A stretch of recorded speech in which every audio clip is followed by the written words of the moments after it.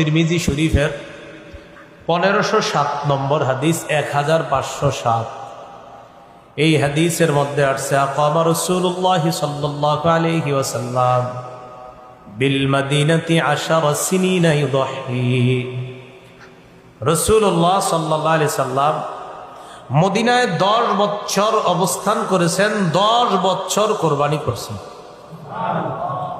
এর চেয়ে বড় আর গুরুত্ব কি দরকার? মানে গুরুত্ব কতটা হলে প্রত্যেক বছর কোরবানি করছেন? তাহলে 10 বছর মদিনায় অবস্থান করেছেন, 10 বছর কোরবানি করছেন, গুরুত্ব আছে না নাই? 6 নম্বর কথা, কোরবানির ফজিলত। কোরবানির ফজিলতের কয়েকটা ফজিলত আমরা জানি। প্রথম ফজিলত, কোরবানির দিন কোরবানি করা, পশু জবাই করা, এটার চাইতে উত্তম শ্রেষ্ঠ কোনো